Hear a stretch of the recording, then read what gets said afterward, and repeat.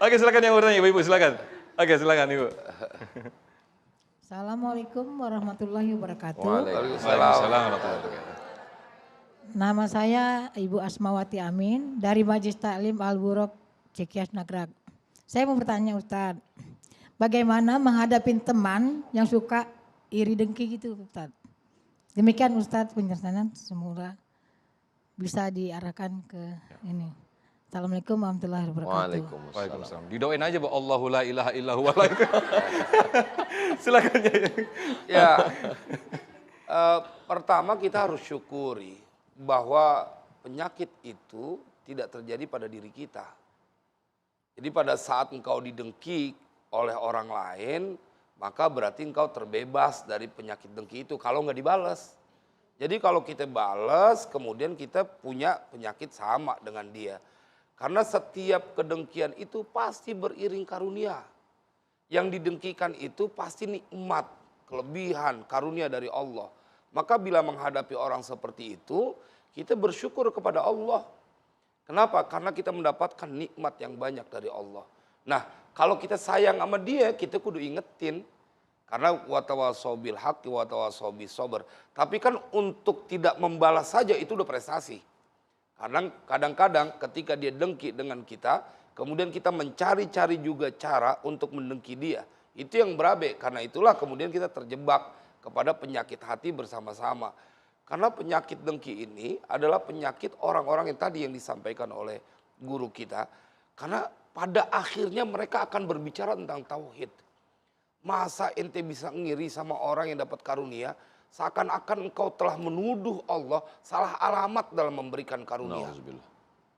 Iya Bu, karena saya ketemu ada orang, kenapa adik saya Ustadz yang jadi kiai? Kenapa adik saya Ustadz yang jadi punya pesantren? Saya yang belajar lebih lama. Itulah engkau harusnya introspeksi. Ente udah belajar lama masih nggak dipercaya sama Allah. Karena bahaya kalau kemudian orang yang punya penyakit dengki diberikan dia kemampuan atau mendapatkan karunia, dan akhirnya dia akan menjadi orang yang semakin sombong. Jadi bagaimana tipsnya menghadapi orang yang dengki kepada kita? Kalau kita sayang sama dia, kita nasihatin. Ente dengkinannya apa sih? Ini dibagi aja. Karena ada sebuah kaidah, al-insan abdul ihsan. Kalau kita suka memberikan kebaikan, ntar dia jadi nurut sama kita. Udah lu jangan pakai dengki, nih gue bagi duit. Sehari, ini rada ekstrim emang Bu. Misalnya ada orang yang dengki sama kita, nggak suka sama kita. Setiap hari panggil ke rumah, bagi duit 1 juta. Insya Allah sembuh penyakit dengkinya sama kita. Amin. Dia nggak bakal lagi berani macam-macam, karena dia akan menjadi budak kita.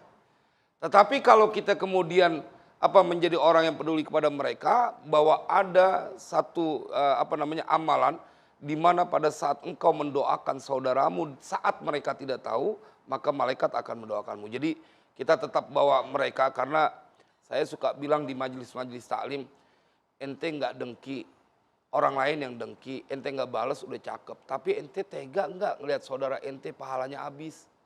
Itu saudara gara-gara mendengki kemudian pahalanya habis, ingetin. Maka mudah-mudahan ini menjadi manfaat. Masya Allah, terima kasih Yai Syarif, terima kasih Ustadz Abdul Somad atas nasihat yang diberikan pada kesempatan pagi hari ini. Mudah-mudahan kita semua terhindar dari sifat hasad, hasud, dan juga iri dengki. Amin, amin ya rabbal alamin. Akhirnya saya Muhammad Sofyan pamit undur diri, kemudian juga Kiai Haji Sarif Naji dan juga Ustadz Abdul Somad nanti akan dilanjutkan dengan doa bersama yang dimimpin oleh Ustadz Abdul Somad. Saya, wassalamualaikum warahmatullahi wabarakatuh. Terima kasih. Izin Kiai. Rabbana ighfir lana dzunubana, ya Allah ampunkan dosa kami. Wali ikhwanina alladzina sabaquna bil iman, dosa saudara-saudara kami yang sudah mendahului kami dengan iman. Wala taj'al fi qulubina ghillan, jangan jadikan dalam hati kami ini hasad, dengki, busuk hati, dendam, kesumat, berprasangka buruk kepada saudara-saudara kami ya Allah. Rabbana la tuzigh qulubana, jangan kau palingkan hati kami ba'da idh hadaitana, setelah kau berikan hidayah kepada kami. Allahumma a'inna, tolong kami ala zikrika, supaya hati kami ini selalu berzikir mengingatmu, wa syukrika, selalu bersyukur kepadamu, wa husni ibadatik, selalu beribadah dengan ibadah yang terbaik. Ya muqallibal qulub, engkau yang membolak-balikkan hati, tsabbit qulubana, kokohkan hati kami. Ya musarrifal qulub, engkau yang mengarahkan hati ini. Sarrif qulubana, arahkan hati kami ala dinik dalam agamamu, wa ala ta'atik dalam ketaatan kepadamu. Allahumma tahhir qulubana minal hasadi, sucikan bersihkan hati kami dari penyakit hasad, penyakit iri, penyakit dengki, penyakit tidak senang melihat saudara kami mendapat nikmat lebih besar daripada kami. Wa sallallahu ala sayyidina Muhammad wa ala alihi washabbihi wasallam walhamdulillahi rabbil alamin. Qabul ya Rabb. Ya Rabb.